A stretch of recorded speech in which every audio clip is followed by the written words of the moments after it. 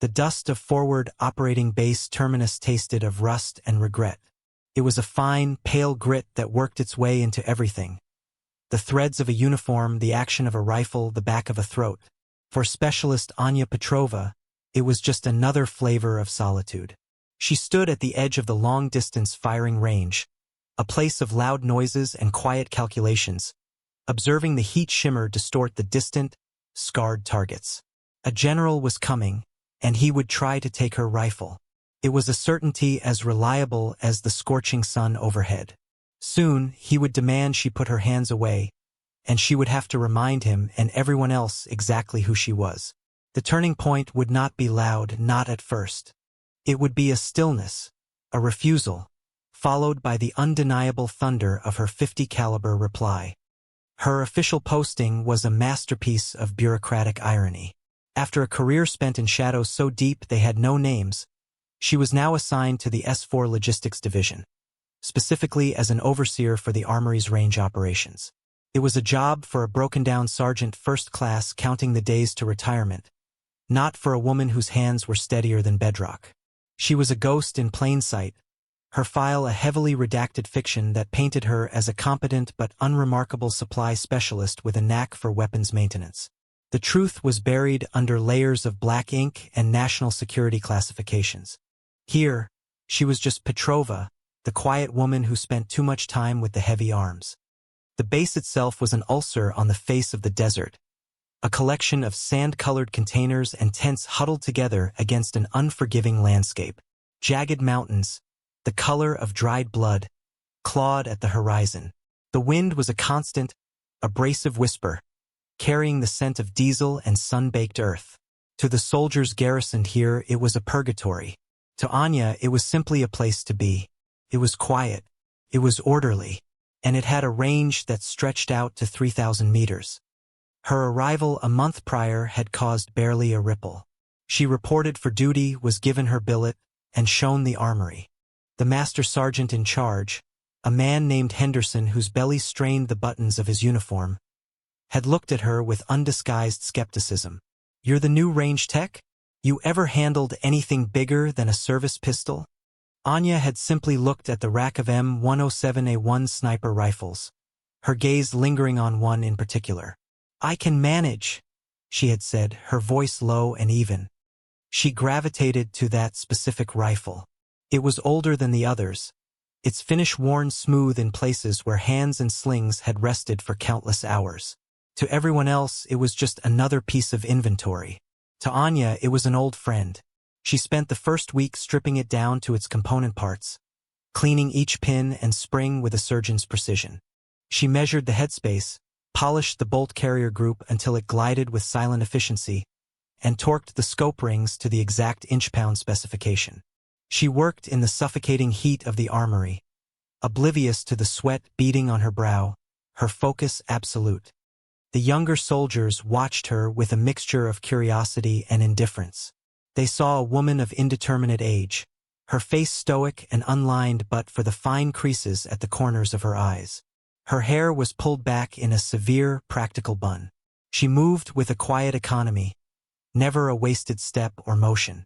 She was a fixed point in their transient world of drills and boredom. One of them, a corporal named Ben Carter, was more observant than the rest. He was barely 20, his face still holding the softness of youth, but his eyes were sharp. He was a decent marksman himself, and he recognized the difference between procedure and ritual.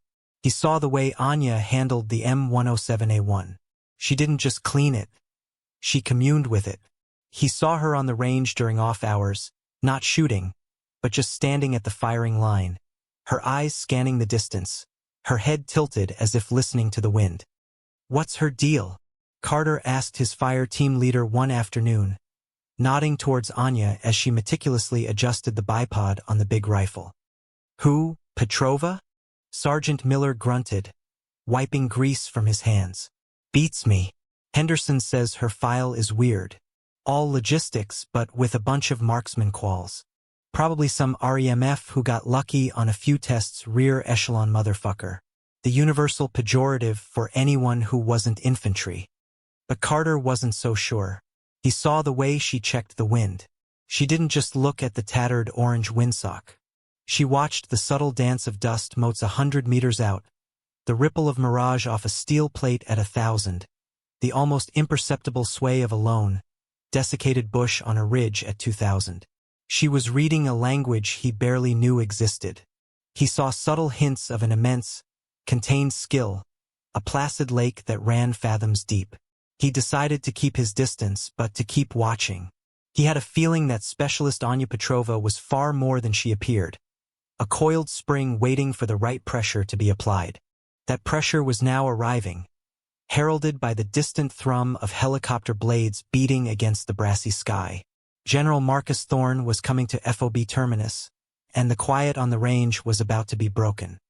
General Thorne moved through the base like a storm front, his presence sucking the air out of every room he entered.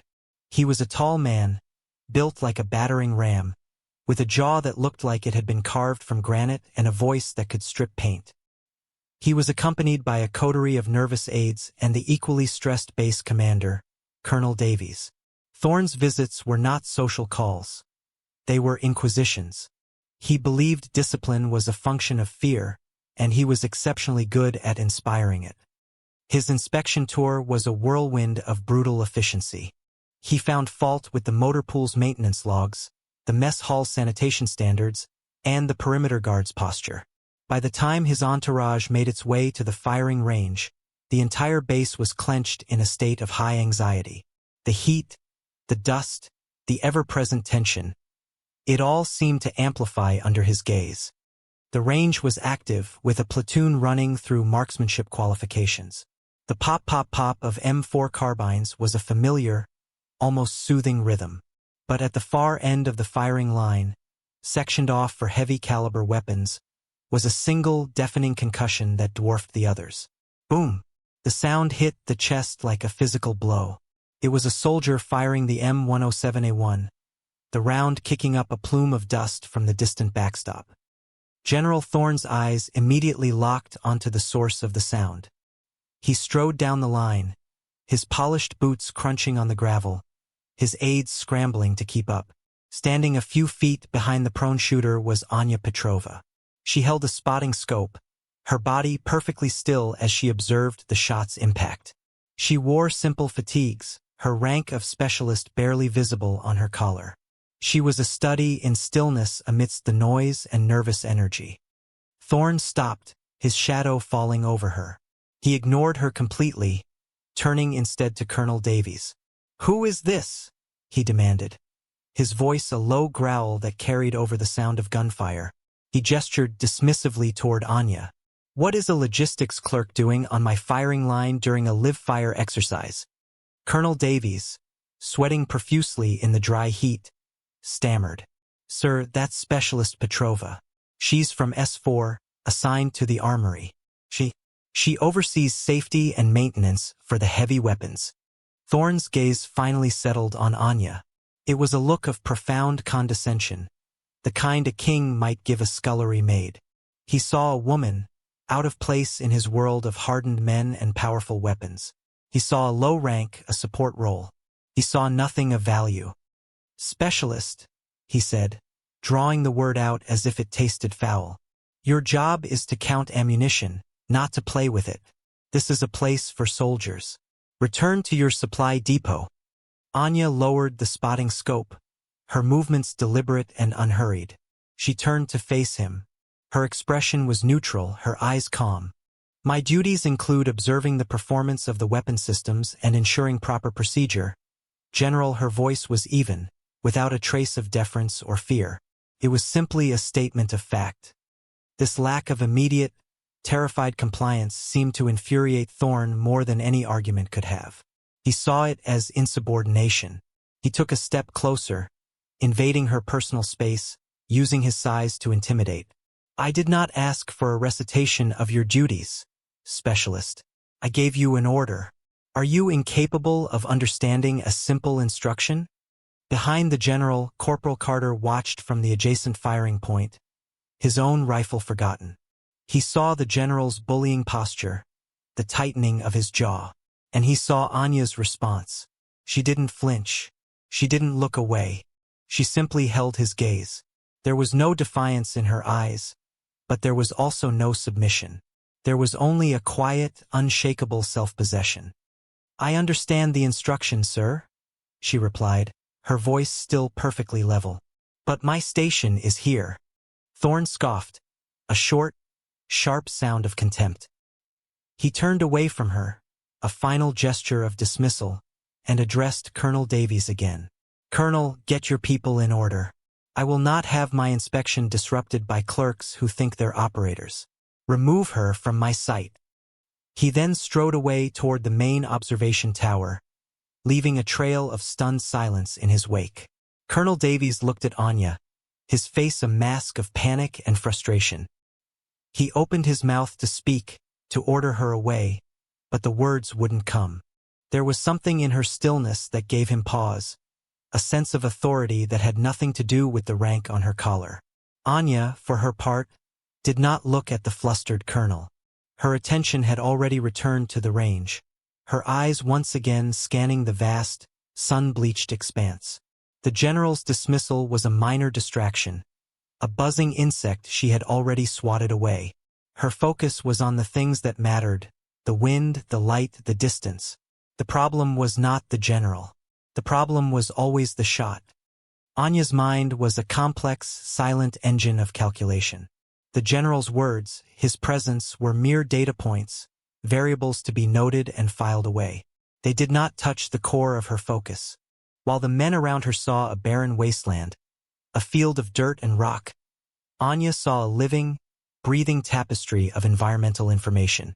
Her senses were honed to a degree that was almost preternatural, a skill born from thousands of hours spent in similar landscapes, where a single miscalculation meant the difference between life and death. Her eyes, which Thorne had dismissed as unremarkable, were scanning the full 3,000-meter length of the range. She wasn't just looking. She was deconstructing the scene. The wind was the most critical element, and it was never a single, uniform force. It was a river with currents, eddies, and cross-currents. She saw the evidence of its behavior everywhere. A tattered piece of plastic caught on a barbed wire fence at 300 meters fluttered erratically, indicating a turbulent ground wind. Further out, around 800 meters, she watched the mirage, the shimmering waves of heat rising from the ground. It wasn't rising straight up. It was drifting slightly from right to left, a gentle but persistent 5-mile-per-hour breeze. But that was only part of the story. Above the ground, she saw a dust devil, a miniature cyclone, form and dissipate near a rocky outcrop at 1,500 meters. That suggested an updraft, a vertical component to the wind that would lift the heavy 50-caliber bullet, making it strike high if not accounted for. On the high ridge that formed the final backstop, nearly 2 miles away, a lone, skeletal tree stood. Its upper branches, barely visible to the naked eye, trembled in a different rhythm, indicating a faster, colder wind coming down off the mountains. She was mentally mapping these wind zones, assigning velocities and directions to each one, building a complex, three-dimensional model of the bullet's potential path. Then there was the light. The sun was high and brutal, casting short, sharp shadows. The glare was intense, threatening to wash out the targets. But Anya knew how to use it. She noted the angle of the sun and how it reflected off the steel plates. A target that seemed bright and clear now would be plunged into shadow as the earth turned. She also studied the air itself. It was not empty space. It was thick with dust and humidity, microscopic particles that would create drag, ever so slightly slowing the projectile over its long flight. The temperature, a blistering 110 degrees Fahrenheit, would make the air less dense, allowing the bullet to travel faster, but it would also magnify the mirage, making a clear sight picture a challenge. She absorbed it all, the temperature, the barometric pressure she could feel in her sinuses, the humidity. It was all part of the firing solution. She watched the other shooters, the young soldiers from the visiting platoon. She saw their eagerness and their inexperience. She saw one soldier jerk his trigger, anticipating the recoil, sending his shot wide. She saw another whose breathing was ragged and inconsistent, his chest rising and falling in sharp, uncontrolled movements, destroying any chance of a stable platform. She saw a third who failed to account for cant, the rifle tilted ever so slightly, a tiny error that would become a multi-foot miss at 1,000 meters. She catalogued their mistakes without judgment. They were learning. They were practicing a craft. For her, it was no longer a craft. It was an extension of her own being, as natural and unconscious as breathing. Her internal monologue was a silent stream of numbers and corrections. Range, 1,250 meters. Wind 1, 4 miles per hour, full value from 3 o'clock. Wind 2, 7 miles per hour, 1 o'clock, starting at 900 meters. Updraft at 1100. Temperature, 43 Celsius. Pressure, 298 inches of mercury. Coriolis effect negligible at this range, but spin drift will push it right by 10 inches. Elevation, 82 mils up. Windage, 19 mils left. It flowed through her mind effortlessly. She could feel the shot before it was ever fired, tracing its parabola through the air, seeing its impact on the steel. Corporal Carter, having finished his own round of shooting, watched her. He saw her eyes, unfocused yet intensely concentrated, sweeping the landscape. He had been taught to look at the windsock to check a kestrel weather meter. He was watching her use nothing but her own senses to gather more data than his electronics ever could. He was beginning to understand. This wasn't a clerk. This wasn't a supply specialist. This was something else entirely. And he felt a growing sense of dread, because he knew General Thorne had made a profound and dangerous mistake. He had not dismissed a soldier. He had insulted an artist, and the range was her canvas. The true reason for General Thorne's visit to this forgotten outpost was not a simple inspection. It was a high-stakes demonstration. Tucked away in a secure section of the base was the XM-200, the Argus system, a fully automated, remote-operated sniper platform. It was a sleek, menacing turret, bristling with optics and sensors, capable of mounting anything from a 338 Lapua to a 50 BMG. Argus was Thorne's baby, a multi-billion-dollar project he had championed through the Pentagon's labyrinthine procurement process. It was meant to be the future of warfare. Cold, efficient, and unerringly precise, removing the flawed human element from long-range engagements. Today was supposed to be its triumphant public debut for a select group of congressional aides and defense contractors who had flown in with the general. The demonstration was staged on the main range. A series of targets were positioned at varying distances, from 800 to 2,000 meters. A technician in a climate-controlled van sat at a console, his fingers poised over a joystick and keyboard. General Thorne stood beside the van, narrating the system's capabilities with booming confidence. "Gentlemen," he announced, his voice amplified by a portable speaker system, "you are about to witness a revolution. The Argus system utilizes a state-of-the-art ballistic computer, linked to a laser rangefinder and a full environmental sensor suite. It calculates for wind, temperature, even the rotation of the Earth, all in a fraction of a second. It does not feel fatigue. It does not feel pressure. It simply executes." On the large screen displaying the turret's view, the crosshairs settled on the first target, a standard silhouette at 800 meters. The technician made a final adjustment. "Target locked. Firing," he said in a monotone voice.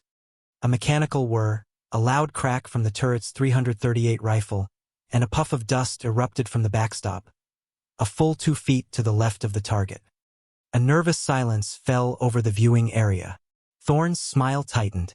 "A minor calibration issue," he said, waving it off. "The extreme heat can sometimes affect the initial cold bore shot. Let's proceed to the next target." The turret swiveled to a 1,200-meter plate. Again the whir, the crack, and this time the shot was even further off, kicking up dirt low and to the right. The technician started tapping furiously at his keyboard. "Sir, I'm getting an error message. The heat is affecting the primary sensor array. The Mirage is throwing off the laser rangefinder." The third shot missed by an even wider margin. The fourth failed to fire at all, the system freezing completely. The demonstration was an unmitigated disaster. The sleek, futuristic weapon sat inert, a monument to failure under the desert sun. The congressional aides began to murmur amongst themselves, their expressions shifting from impressed to skeptical.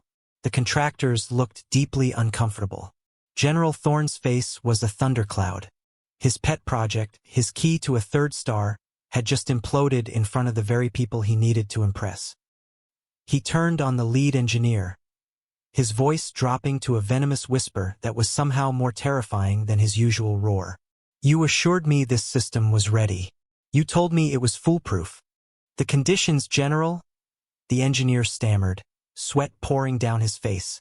"We never tested it in this level of sustained heat and particulate matter. The software can't compensate for the density of the mirage." Thorne wasn't listening. He was radiating pure fury. His reputation was being shredded with every passing second of humiliating failure. He needed to salvage the situation, to regain control, to project strength. His eyes, burning with frustration, swept across the range, searching for a distraction, a scapegoat, anything to shift the focus away from the dead turret. And then he saw her. Anya Petrova was still there, at the far end of the firing line, standing quietly by the M107A1. She had watched the entire debacle without a flicker of expression. In Thorne's enraged mind, her calm, silent presence felt like a judgment.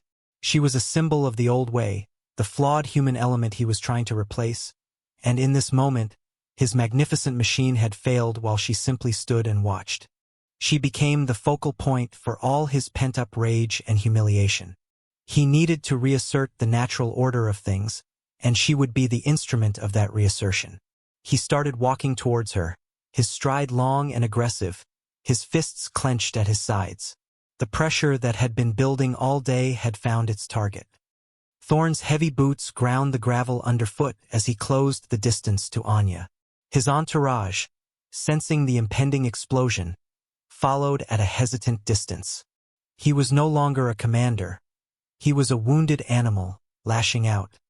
He stopped directly in front of the M107A1, which rested on its bipod, its long barrel pointing downrange. He jabbed a thumb towards the inert Argus turret. "Technology can have a bad day," he announced, his voice loud enough for everyone to hear. He was performing now, trying to claw back his authority. "But this—" He slapped the receiver of the big rifle, the sound a sharp crack in the tense air. "This is about pure, undeniable skill. It's about the soldier, not the machine." He turned his burning gaze on Anya. She hadn't moved. She stood with her hands loosely clasped behind her back, her posture relaxed but alert. She was a rock in the path of his storm. "Step aside, specialist," he commanded, his tone leaving no room for argument. "I'm going to show these gentlemen what a real marksman can do. I'll demonstrate the fundamentals." It was a desperate gambit, a piece of political theater designed to erase the memory of his failed project.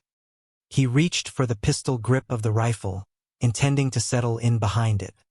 Anya moved, but not in the way he expected. She didn't step aside. She took one small, precise step forward, placing herself between the general and the weapon. Her right hand came up and rested gently, almost casually, on the top of the rifle's receiver. Her fingers wrapped around the scope mount. It was not an aggressive gesture, but it was an unmistakable barrier. "Sir," she said, her voice still quiet, yet it cut through the air with absolute clarity. "The weapon is zeroed for me. The ballistic profile is calculated for my dope." Thorne froze, his hand hovering inches from the grip. He stared at her, his mind struggling to process the blatant defiance. A specialist, a female logistics clerk, was physically preventing him from taking a weapon. It was unthinkable. "I gave you an order," he hissed, his face contorting with rage.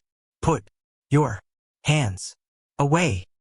His own hand shot out, not to fire the weapon, but to shove her aside by grabbing the rifle itself. He intended to rip it from her grasp, to assert his dominance through sheer physical force. The moment his fingers touched the rifle, hers closed over his. It was not a struggle. It was a cessation of movement. Her grip was not crushing, not violent. It was simply absolute.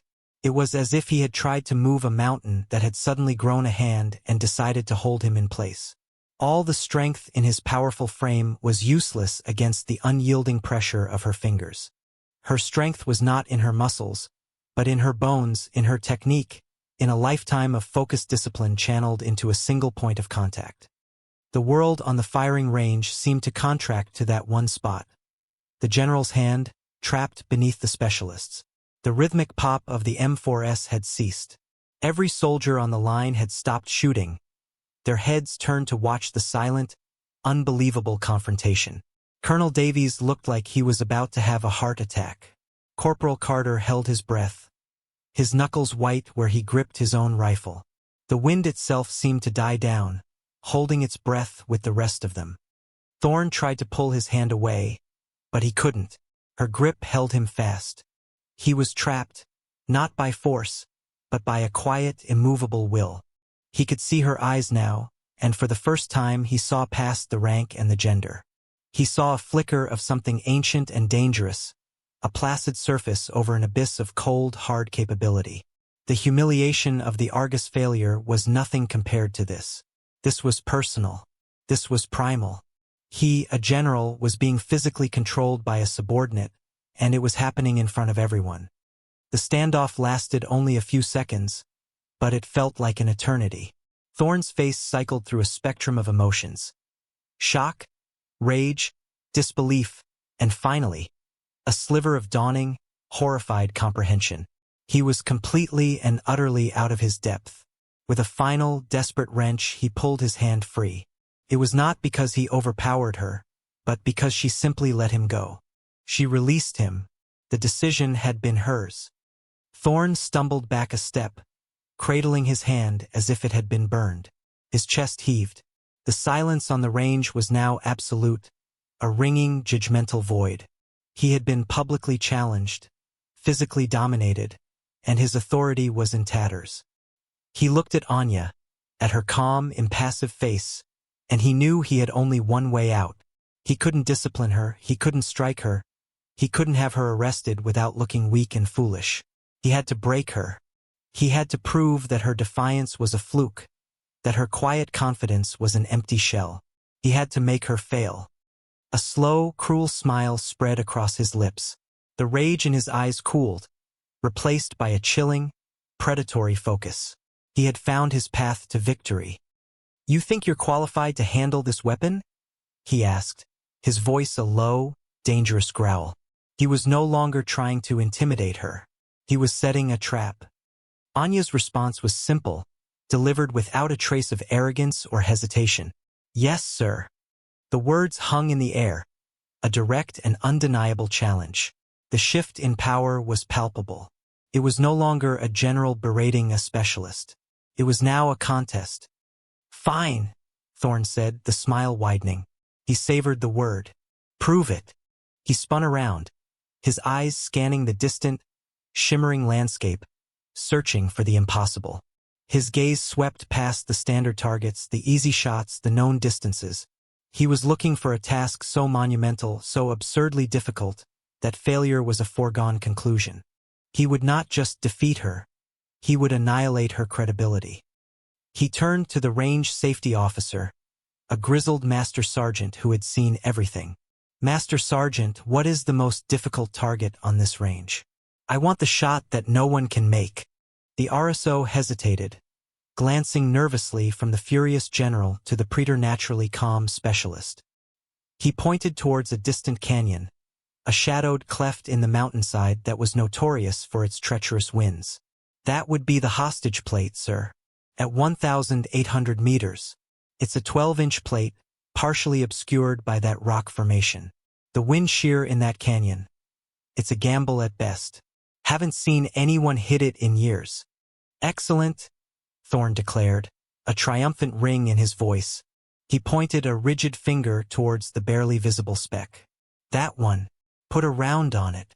But he wasn't finished. He wanted to build a monument to her failure.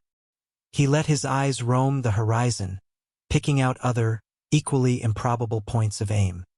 "And after that," he continued, his voice dripping with malice, the moving target simulator at 1,500 meters, then the communications antenna on that relay tower on Ridgeback Peak. That must be 2,400 meters. Oh, and see that old fuel drum on the far side of the valley? Put a hole in that too. He was inventing a course of fire from hell, a series of shots that would test the absolute limits of both weapon and shooter. He paused, looking for a suitably impossible finale. And when you've missed all of those, we'll call it a day. He turned back to Anya, his expression one of pure, vindictive certainty. The trap was set. All she had to do was step into it. Anya met his gaze, and for the first time, a flicker of something moved in her eyes. It wasn't fear or hesitation. It was acceptance. She gave a single, almost imperceptible nod. She then turned away from him, her back to the gallery of stunned onlookers, and addressed the M107A1. The contest was on. Her movements were a study in fluid efficiency, a ballet of practiced discipline that silenced any remaining doubt that she was out of her place. She did not rush. She did not show any sign of pressure. She simply began her process. With a grace that seemed impossible for the sheer size of the weapon, she settled into a prone position behind the rifle. The earth was hot against her body, but she didn't seem to notice. The rifle stock found the pocket of her shoulder as if it were a missing piece of her own anatomy. Her left hand gently supported the rear stock, while her right found the pistol grip. She was no longer a woman with a rifle. They were a single, integrated weapon system. The crowd, from the general down to the lowest private, watched in spellbound silence. They were about to witness a masterclass. Her face was a mask of concentration. Her eyes, half closed, were not looking through the scope yet. They were scanning the environment one last time, absorbing the final, subtle shifts in the wind and light. Her mind, already primed, began the final, intricate calculations. It was a storm of data. Barometric pressure, temperature, humidity, spin drift, the Coriolis effect pulling the bullet eastward on its long journey. She processed it all not as abstract numbers, in the way the Argus system's computer would, but as a felt reality and intuitive understanding of physics. Her fingers moved to the turrets of her high-powered scope. Click, click, click. The precise, tactile sounds were the only ones in the profound silence. She dialed in her elevation, a significant upward adjustment to arc the heavy bullet over such a vast distance. Click, click. Another series of adjustments for windage, compensating for the invisible currents she had mapped in her mind. Only then did she put her eye to the scope. The world sprang into sharp, magnified focus. The mirage was a flowing river of distortion, but she had learned long ago to read it, to aim through it, to use its patterns to confirm her wind calls. Her breathing slowed, deepening into a controlled, rhythmic cycle. Inhale, exhale. She found her natural respiratory pause, the moment of perfect stillness between breaths. Her target was the hostage plate at 1,800 meters.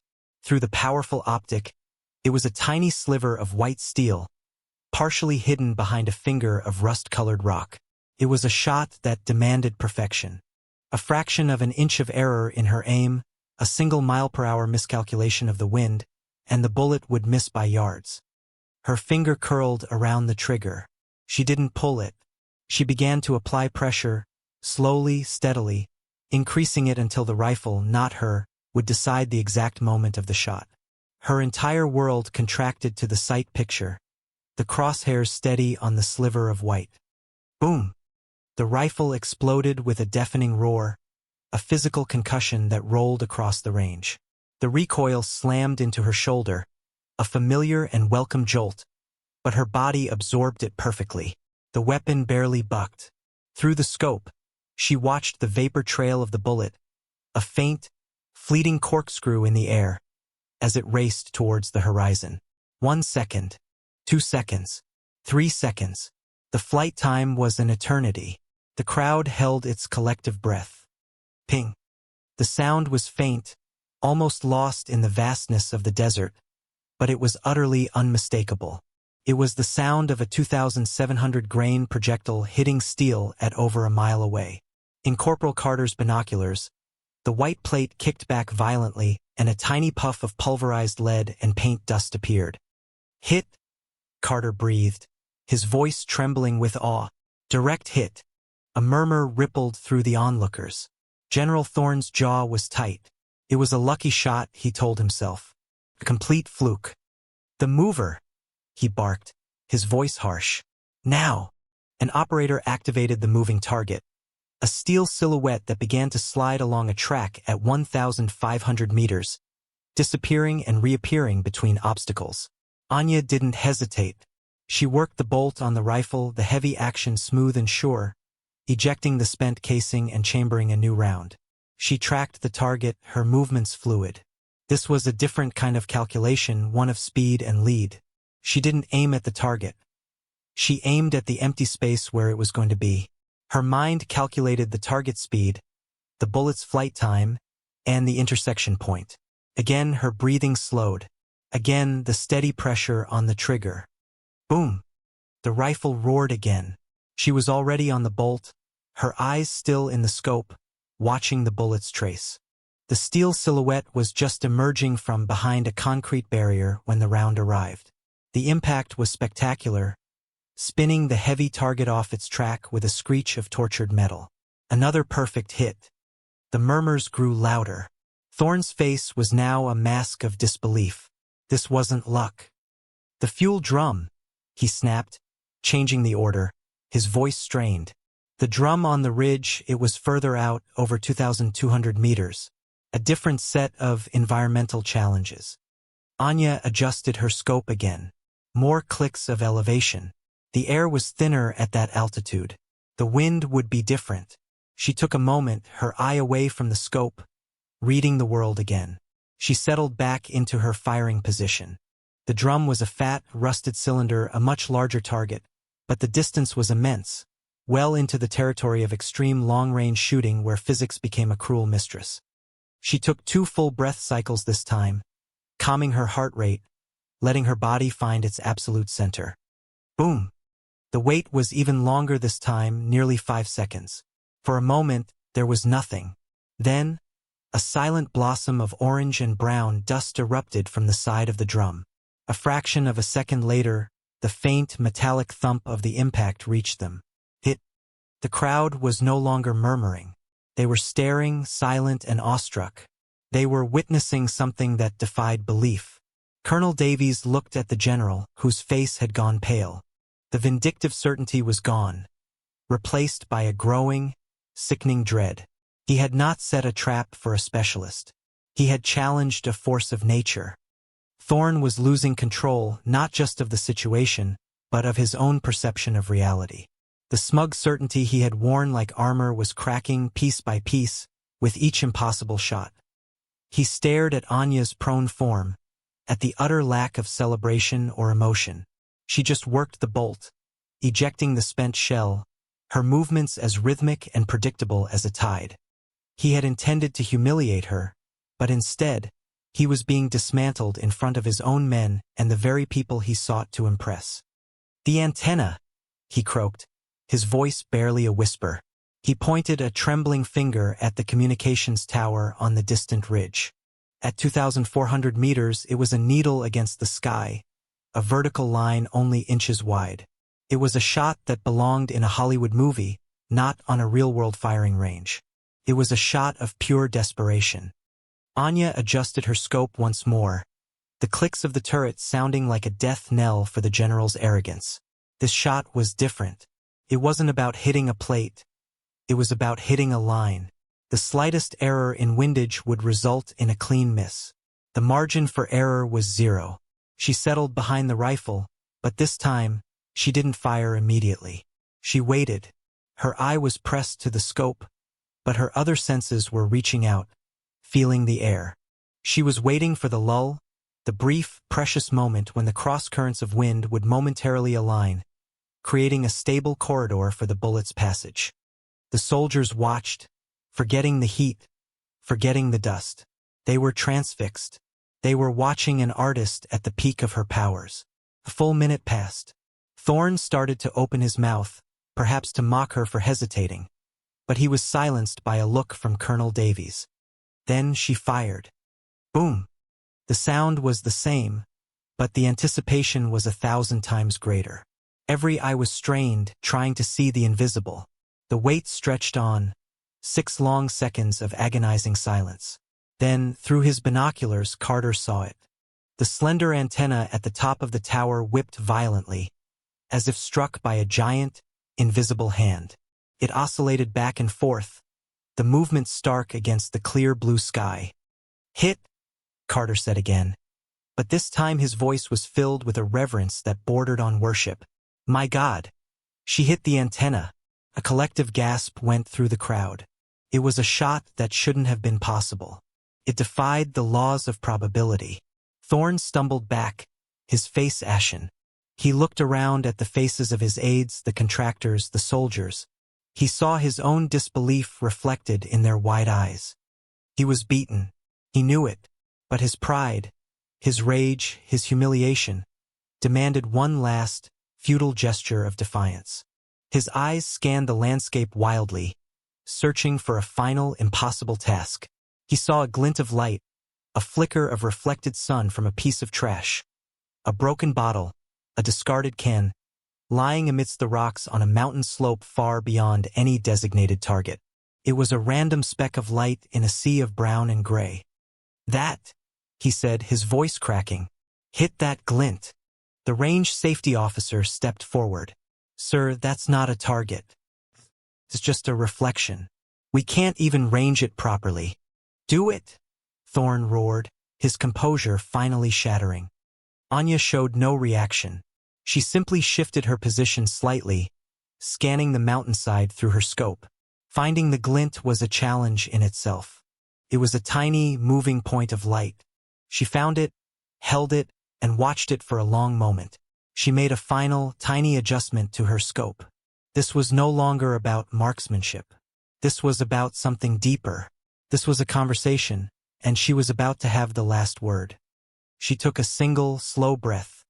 Boom! The rifle fired. The glint vanished. It did not return. There was one shot left in her self-imposed course of fire. 8 targets. She had hit 5. Thorne had stopped calling them out. The challenge was now between her and the universe. She worked the bolt, chambering another round. Her target was not distant. It was at a mere 1,000 meters. But it was symbolic.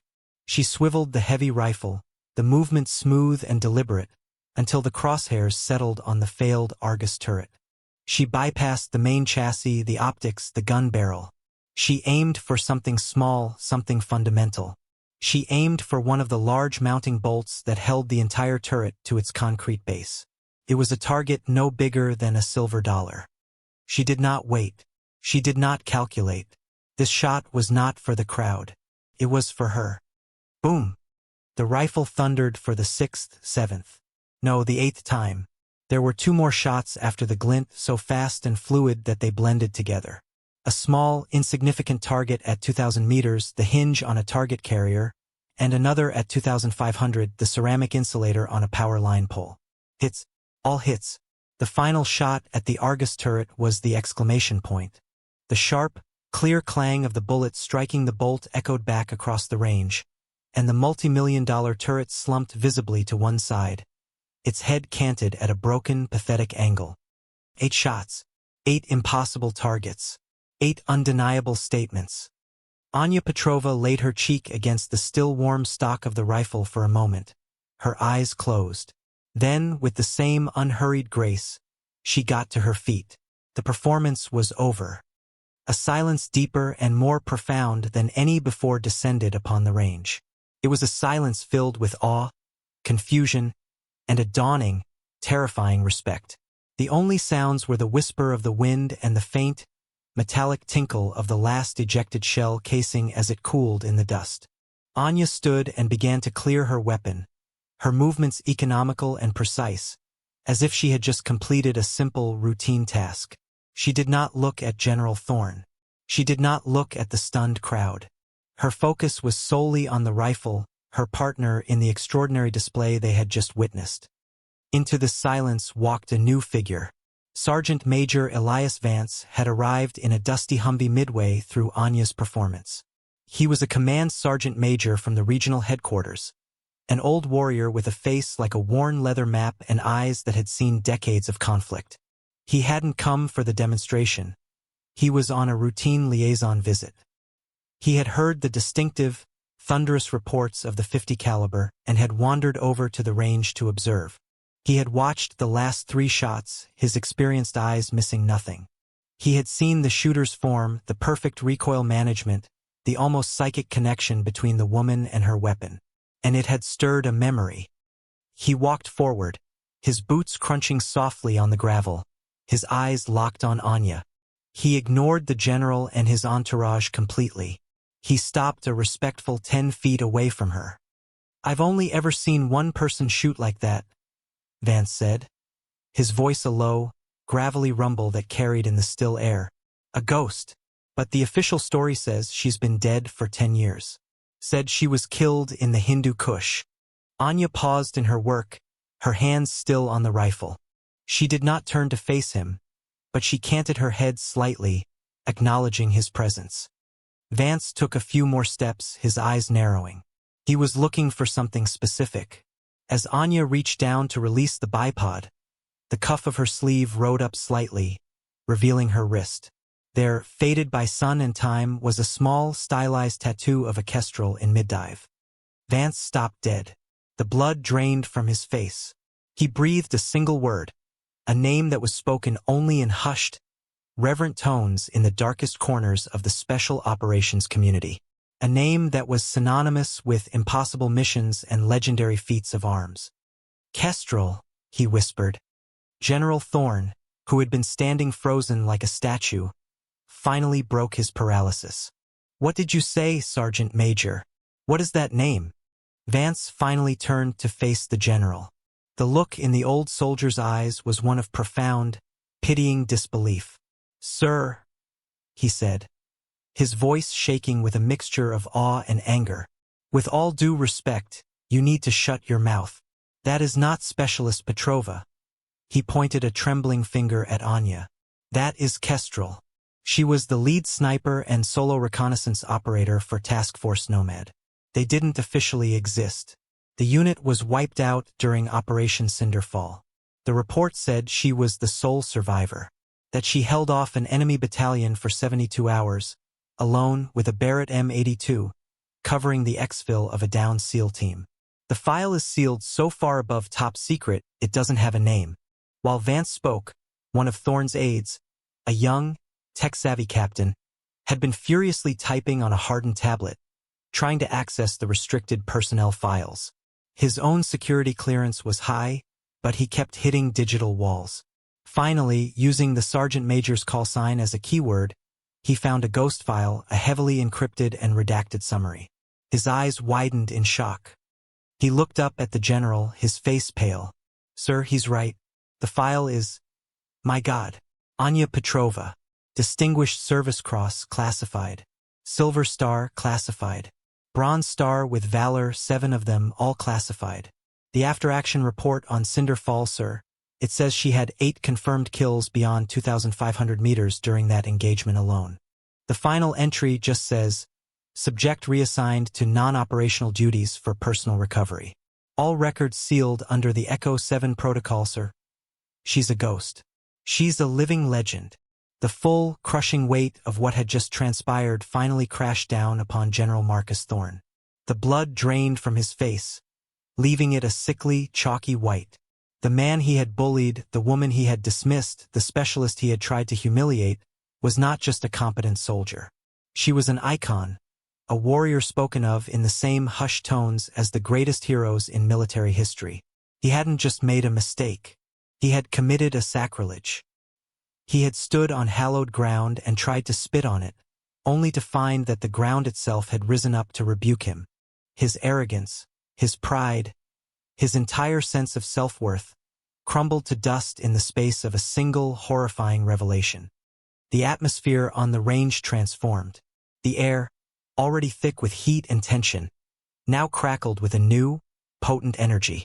The soldiers, who had been watching a stunning display of marksmanship, now understood they had been in the presence of something far more profound. They were staring at a piece of living history, a woman who had walked through fires they could only imagine. The story of what happened here would be told in barracks and ready rooms for years to come, a cautionary tale about the dangers of judging a book by its cover, or a warrior by her rank. General Thorne stood immobile, the sergeant major's words and his aide's confirmation echoing in the cavern of his skull. He looked at Anya, who had now finished clearing her weapon and was calmly wiping it down with an oiled cloth. He was, for the first time, truly seeing her. He saw the quiet confidence not as insubordination, but as the earned tranquility of someone who had faced the worst the world had to offer and had not been broken. He saw the stillness not as passivity, but as an immense, contained power. He saw the woman he had dismissed as a clerk and recognized the soul of a warrior that burned brighter than his own. The shame was a physical weight, pressing down on his shoulders, stealing the air from his lungs. In that moment, all his rank, his ambition, and his authority meant nothing. He was a small man standing in the shadow of a giant. Slowly, deliberately, he took a single step forward. He drew himself up to his full height, his back ramrod straight. He did not speak. Words were useless now, hollow and inadequate to express the depth of his error and the magnitude of her reality. Instead, he raised his right hand to the brim of his patrol cap and executed the sharpest, most formal, most deeply felt salute of his entire decorated career. It was not the salute of a general to a specialist. It was the salute of one soldier to another, an acknowledgement of superior skill, superior courage, and superior character. It was an apology, a concession, and a tribute, all rendered in a single silent gesture. Anya paused her work. She turned her head and looked directly at him. Her eyes held no triumph, no anger, no "I told you so." There was only a calm, quiet acceptance. She did not salute back. In her world, such formalities had long been stripped away, leaving only the core of action and consequence. Instead, she gave him a short, precise nod. It was a gesture of closure. The apology was accepted. The matter was finished. The general's salute was a signal. It broke the spell that had held the other soldiers captive. One by one, they followed his lead. Colonel Davies saluted. Sergeant Major Vance saluted. The range safety officer saluted. The platoon of young soldiers, their rifles held loosely in their hands, all turned to face her and rendered a salute. Corporal Carter, his eyes shining with tears of awe, delivered a salute so crisp it seemed to make the air pop. It was a silent, spontaneous wave of respect, a chorus of gestures that spoke louder than any commendation ever could. They were saluting the legend, but they were also saluting the woman, the quiet professional who had asked for nothing and had proven everything. The desert range had become a cathedral, and they were all bearing witness. The moment, charged and silent, eventually passed. The salutes were dropped, but the atmosphere of profound respect remained, a permanent change in the climate of the base. Anya turned away from the crowd, her obligation to them fulfilled. She returned her full attention to the M107A1, her movements as deliberate and focused as they had been before the first shot was fired. This was her sanctuary, her ritual. The world outside, with its politics and its posturing, its generals and its privates, could fade away. Here, there was only the clean, reassuring reality of steel, oil, and precision engineering. She began to field strip the weapon. Her hands moved with an expert's economy, disassembling the complex machine with an ease that was mesmerizing to watch. The heavy bolt carrier group slid out with a well-oiled whisper. The massive barrel was unlocked and removed. The trigger assembly was detached. Soon, the components of the powerful rifle lay on a canvas mat, a puzzle of perfectly machined parts. This was her meditation. It was how she centered herself, how she processed the world. Each piece was wiped down, inspected for wear, and given a light coat of oil. She wasn't just cleaning a tool. She was caring for a part of herself. This rifle had been her constant companion in the loneliest places on Earth. It had been her voice when words were useless, her shield when there was no cover. The bond between them was absolute. General Thorne watched her for a long time, his face a mixture of shame and a newfound, humbling wisdom. He had come to FOB Terminus to showcase the future of warfare, a soulless machine of sensors and servos. Instead, he had been given a brutal, unforgettable lesson in the enduring power of the human spirit, embodied in a single quiet woman whom the world had tried to forget. He gave a quiet order to his aide. The congressional delegation was discreetly led away, their minds reeling from a demonstration far more impressive than the one they had been promised. Without another word, Thorne turned and walked away from the range. His posture was different. The arrogant stride was gone, replaced by the more measured, thoughtful gait of a man who had been fundamentally changed. Anya worked in silence, oblivious to the departure of the general and his entourage. The other soldiers kept a respectful distance, speaking in hushed tones, if they spoke at all. Corporal Carter remained, watching her, trying to burn every detail of the moment into his memory. He watched as she finished her work, reassembling the rifle with the same care and precision. The parts came together with a series of satisfying, solid clicks, once again forming the potent whole. She worked the action one last time, listening to the sound, feeling its movement, ensuring it was perfect. Finally, she was done. She placed the M107A1 into its long, black hardshell case, securing it in its foam-lined cradle. She closed the lid, the latches snapping shut with loud clicks that echoed in the quiet afternoon. Hoisting the heavy case to her shoulder, she balanced it with practiced ease. As the sun began its slow descent towards the blood-red mountains, casting long, dramatic shadows across the desert floor, Anya Petrova walked away from the firing line. She headed back towards the simple, anonymous buildings of the armory, her footsteps steady on the gravel path. Her shadow stretched out long behind her. A tall, solitary figure merged with the silhouette of the great rifle she carried. She did not look back. She sought no further acknowledgement, no praise, no recognition. The respect she had earned today was merely an echo of the self-respect she had never lost. She was Kestrel. She was Anya Petrova. She was a soldier, and in the quiet dignity of her solitary walk, that was more than enough.